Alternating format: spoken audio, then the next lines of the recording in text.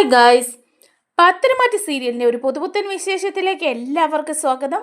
വരാൻ പോകുന്ന ഒരു അടിപൊളി കിടിക്കൻ എപ്പിസോഡ് വിശേഷത്തിലേക്കാണ് നമ്മൾ പോകുന്നത്. നല്ലൊരു അടിപൊളി എപ്പിസോഡ് വിശേഷമാണ്. എന്താണെന്ന് വെച്ചാൽ നമ്മുടെ നയനയെ കൊല്ലാൻ വേണ്ടിയിട്ട് നടക്കുകയാണ് നമ്മുടെ അഭിയും അതുപോലെ തന്നെ വേണുവും CI സച്ചിനും കൂടി. ഭയങ്കര വൈരാഗ്യമാണ് അവർക്ക്. അവരെ ആകെ മൊത്തം ചതിച്ചത് അനന്തപുരിക്കാരാണ്. അതുകൊണ്ട് ഗർഭിണിയായ നയനെ ഇല്ലാതാക്കുക, ഇല്ലേ നയനയുടെ കുഞ്ഞിനെ ഇല്ലാതാക്കുക എന്നുള്ള ലക്ഷ്യത്തോടെ എന്താ ചെയ്യേണ്ടതെന്ന് വെച്ച് അഭിയാണ് കേട്ടോ ഇതിൻ്റെ എല്ലാം മുന്നിൽ. അങ്ങനെ പ്ലാൻ ചെയ്യുമ്പം CI സച്ചിൻ പറഞ്ഞു കൊടുക്കുകയാണ്, ഒരു മൂർഖനെ കൊണ്ടങ്ങ് കടുപ്പിച്ചാലോ എന്ന്. അങ്ങനെ മൂർഖനെ പൂ വാങ്ങുന്ന കൂടയിലിട്ട് വിടാനുള്ള പണിയാണ് കേട്ടോ. അങ്ങനെ നയനെ കടിച്ച് നയന അങ്ങ് മരിച്ചു പോവുക, ഇല്ലെങ്കിൽ നയനയുടെ കുഞ്ഞെങ്കിലും മരിച്ചു പോവുക. അങ്ങനെയാണ് ആ ദുഷ്ടക്കൂട്ടങ്ങൾ വിചാരിച്ചിരിക്കുന്നത്.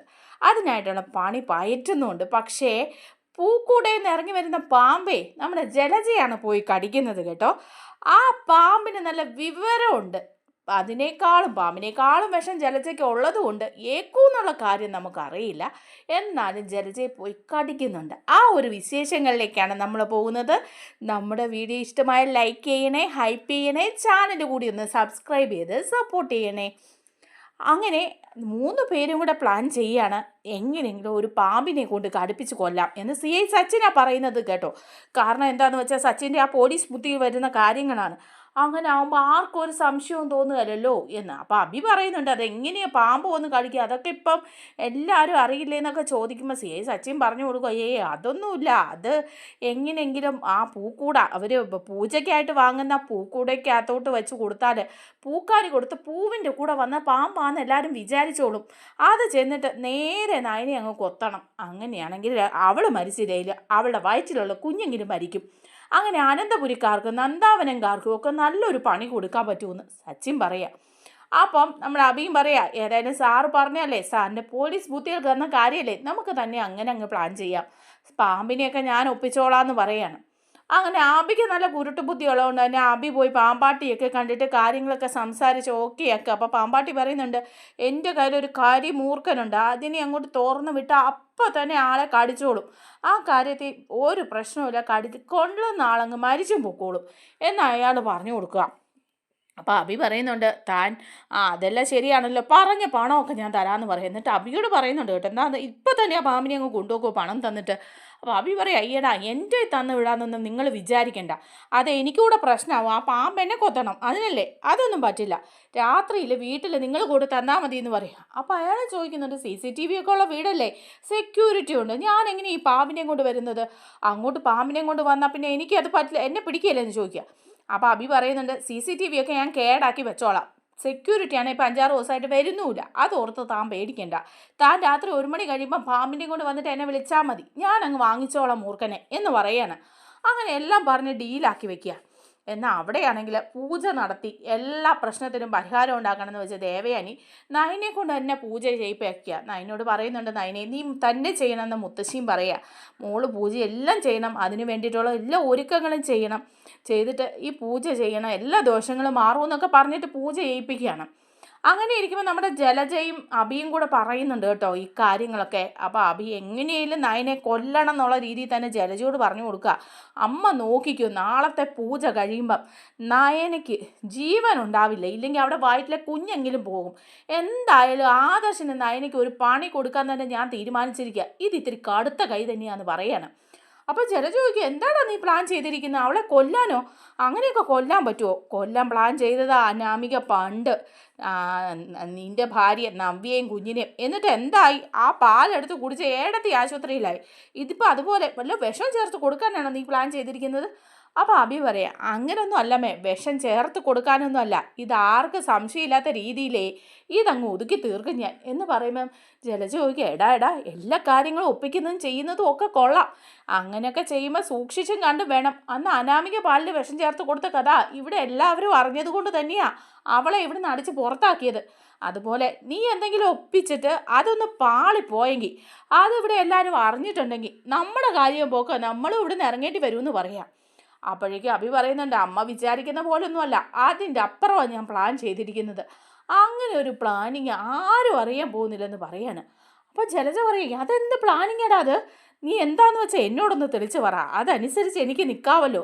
അന്നാണെങ്കിൽ ഏടത്തി ആ പാല് കുടിച്ചതുപോലെ ഞാൻ അറിയാതെ എന്തെങ്കിലും എടുത്ത് കുടിച്ചാലോ, നീ ചെയ്തു വെക്കുന്നതിൻ്റെ ഫലം ഞാൻ അനുഭവിക്കേണ്ടി വന്നാലോ. അതുകൊണ്ട് നീ എന്നോട് കാര്യം പറ, അതനുസരിച്ച് നോക്കിയും കണ്ടുമൊക്കെ ഞാൻ നിന്നോളാന്ന് പറയാം. അപ്പോഴേക്കും അഭി പറയാ, അത് അമ്മയോട് ദേ ഞാൻ പറയാം, നോക്കിയും കണ്ട് നിൽക്കേണ്ടത് കൊണ്ട് മാത്രം പറയാം. അതുകൊണ്ട് ആരോടും ഇത് പറയാനും അമ്മയുടെ വായിൽ നിന്ന് ഇതിനൊരു ക്ലൂ വരാനും പോയേക്കരുത്. നമ്മൾ രണ്ടും ആ നിമിഷം ഈ വീട്ടിൽ നിന്ന് പുറത്താവും എന്നുള്ളത് അമ്മയെ ഓർത്തോണമെന്ന് പറയാം. അപ്പം ജലജ പറയാം, എന്താണെന്ന് വെച്ചാൽ പറയടാ തെളിച്ച്, ആകാംക്ഷ കൊണ്ട് ചോദിക്കുന്നല്ലേ. അപ്പോൾ അഭി പറയാ, അതെ ഞാൻ പ്ലാൻ ചെയ്തിരിക്കുന്ന, ഞാൻ മാത്രമല്ല ആ CI സച്ചിനും അനാമികയുടെ അച്ഛൻ വേണു ഉണ്ടായിരുന്നു. അവർക്കും നയനിയോടും ആദർശിനോടും ഈ അനന്തപുരിയിലുള്ള മുത്തശ്ശനോടും മുത്തശ്ശിയോടും എല്ലാവരോടും ദേഷ്യ.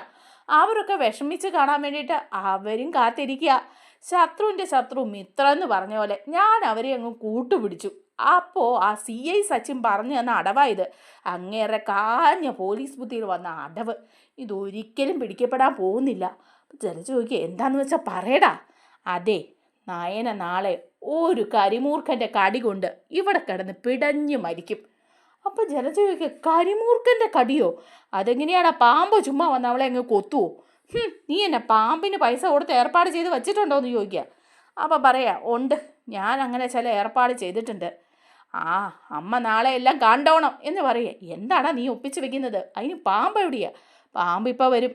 സമയം 1 മണിയാവുമ്പം പാമ്പ് ദേ അനന്തപുരിയിലെത്തും. നാളെ വെളുപ്പിനെ പൂജ ചെയ്യുന്ന നയനെ വന്ന് കൊത്തും.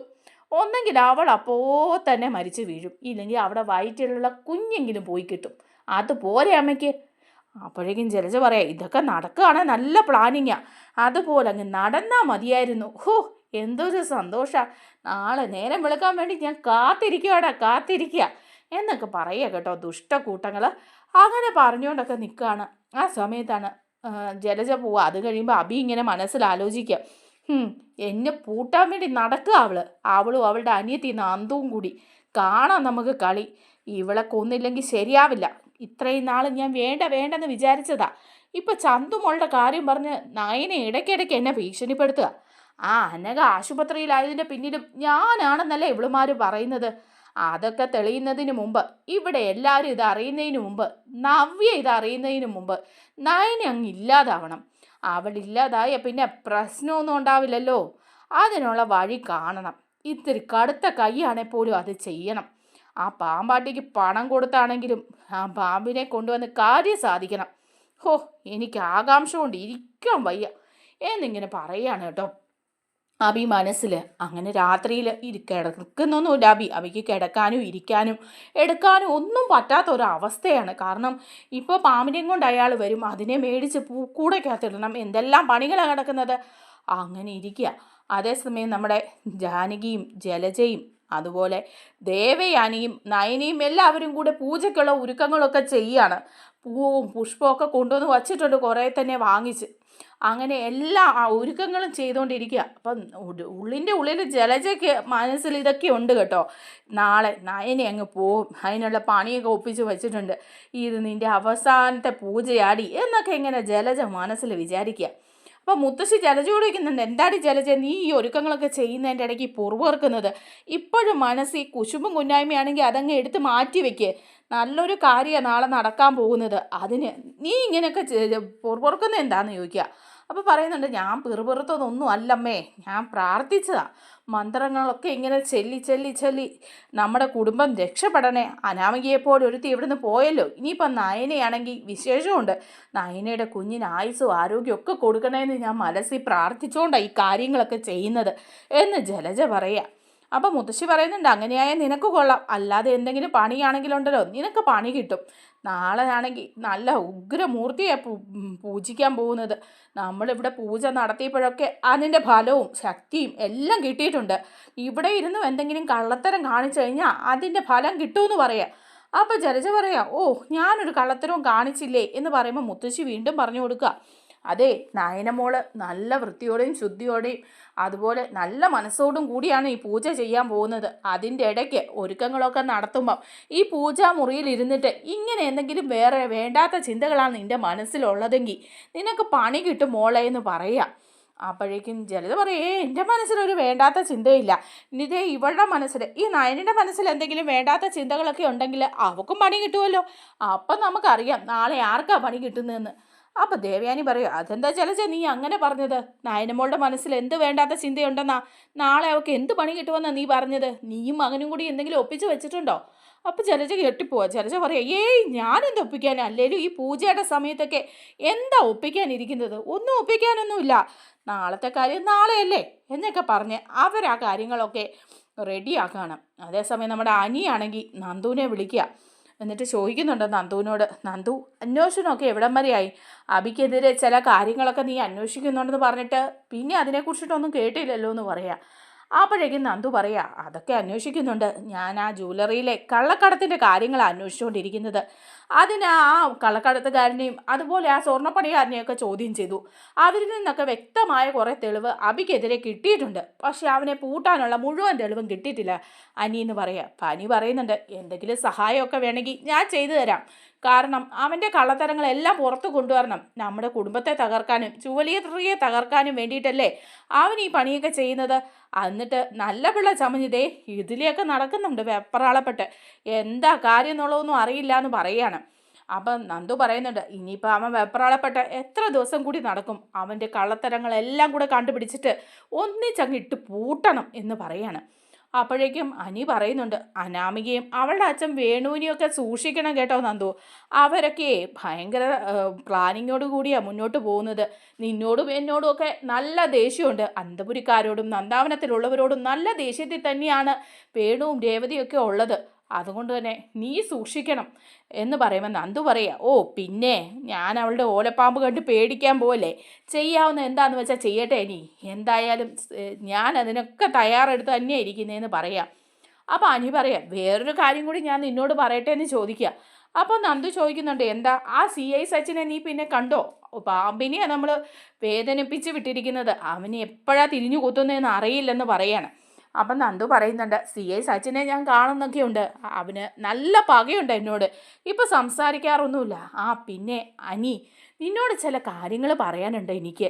എന്താന്ന് വെച്ചാൽ നിൻ്റെ ചേട്ടൻ അബിയില്ലേ, അവൻ്റെ പോക്ക് ശരിയല്ലെന്ന് ഞാൻ പറഞ്ഞല്ലോ. അവനെ ഞാൻ ഫോളോ ചെയ്യുന്നുണ്ടായിരുന്നു. കഴിഞ്ഞ ദിവസം CI സച്ചിനും ആ വേണുവും ഒക്കെ ആയി കണ്ട് നിന്ന് സംസാരിക്കുന്നത് ഞാൻ കണ്ടു. എന്തൊക്കെയോ പ്ലാനിങ്ങിലാണ് അവർ. അനന്തപുരിക്കാർക്കെതിരെ എന്തൊക്കെയോ കളി കളിക്കാൻ വേണ്ടിയിട്ട് ചെയ്യുന്ന പണിയത്. അബിയാണ് ഇതിനെല്ലാം കൂട്ടു നിൽക്കുന്നതെന്നുള്ള കാര്യവും നീ ഓർത്തോണം.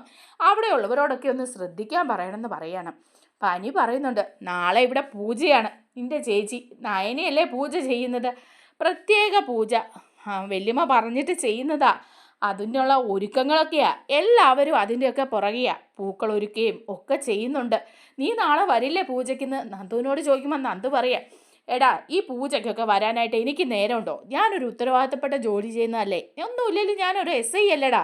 അത് തന്നെയല്ല, ഞാനിപ്പോൾ പൂജയ്ക്ക് അങ്ങോട്ട് വന്നാൽ നിൻ്റെ അമ്മയ്ക്കോ അപ്പച്ചിക്കോ ഒന്നും ഇഷ്ടപ്പെടില്ല. അവരുടെ വായിലിരിക്കുന്നൊന്നും കേൾക്കേണ്ട കാര്യം എനിക്കില്ലല്ലോ. അത് മാത്രമല്ല, ഇവിടെ അമ്മയ്ക്കും അച്ഛനും ഒന്നും ഞാൻ അങ്ങോട്ട് വരുന്നതോ നിന്നോട് സംസാരിക്കുന്നതോ ഒന്നും താല്പര്യമില്ല. അങ്ങനെയുള്ളപ്പോൾ പിന്നെ ഞാൻ എന്തിനാ അങ്ങോട്ട് വലിഞ്ഞു കയറി വരുന്നതെന്ന് ചോദിക്കുമ്പോൾ അനി പറയാണ്, നീ വരുന്നതായിരുന്നു എനിക്ക് സന്തോഷം. അപ്പം നന്ദു പറയുന്നുണ്ട്, ആ ശരി ശരി, എന്നാൽ പൂജയുടെ കാര്യങ്ങളൊക്കെ ചെയ്യാൻ വേണ്ടി നീയും കൂടി ചെല്ലെന്ന് പറയാം. അങ്ങനെ അവിടെ പൂജയുടെ എല്ലാ കാര്യങ്ങളും ഒരുക്കിയിരിക്കുകയാണ്. എല്ലാം റെഡിയാക്കിയൊക്കെ കഴിഞ്ഞ് രാത്രിയായി. രാത്രി 1 മണിയൊക്കെ ആയി. അപ്പോൾ തന്നെ നമ്മുടെ അബി ഇങ്ങനെ കാത്തിരിക്കുകയാണ് കേട്ടോ, ആ പാമ്പാട്ടി സർപ്പത്തിനെയും കൊണ്ട് വരുന്നത് നോക്കിക്കൊണ്ട്. അങ്ങനെ ഇരിക്കുമ്പം ഫോൺ വരികയാണ്. അയാൾ വന്നിട്ട് വിളിക്കുകയാണ്, അബി സാറേ ഞാൻ താഴെ എത്തിയിട്ടുണ്ട്, പറഞ്ഞ സാധനം കൊണ്ടുവന്നിട്ടുമുണ്ട്, പറഞ്ഞ് പണം തരുവാണ്, ഇതിനെ അങ്ങോട്ട് കൈമാറുമെന്ന് പറയാം. അപ്പോൾ അബി പറയുന്നുണ്ട്, എടാ ഈ പാമ്പ് അവളെ കൊത്തിക്കഴിഞ്ഞാൽ അവൾ മരിക്കും എന്നുള്ള കാര്യം ഉറപ്പല്ലേ? അപ്പോൾ പറയാം, പിന്നെ ഉറപ്പല്ലേ, സാറ് താഴോട്ട് ഇറങ്ങി വാ, ഞാൻ തരാമെന്ന് പറയാം. അങ്ങനെ അബി ആരും കാണാതെ പമ്മി ചെല്ലാണ്. അപ്പോൾ ഈ പാമ്പാട്ടിയാണെങ്കിൽ ഈ മൂർഖനെയും കൊണ്ട് വന്ന് താഴെ നിൽക്കുക. അപ്പോൾ അയാൾ ഈ മൂർഖനെ അബിയുടെ കയ്യിലേക്ക് ഒരു ബാഗിലാക്കി കൊടുക്കുക. അപ്പോൾ അബി ചോദിക്കുന്നുണ്ട്, ഇതെങ്ങനെ ഞാൻ കൊണ്ടുപോയി ഇറക്കി വിടും? എനിക്കിതിനെ അവിടെ ചെന്ന് ഇറക്കി വിടാനൊന്നും പറ്റില്ലെന്ന് പറയാണ്. അപ്പോഴേക്കും അയാൾ പറയുന്നുണ്ട്, പിന്നെ ഞാൻ എന്താ ചെയ്യേണ്ടത്? ഞാൻ സാറിൻ്റെ വീട്ടിലേക്ക് കയറി വന്ന് ഇതുമായിട്ട് ഇരിക്കാൻ പറ്റില്ലല്ലോ.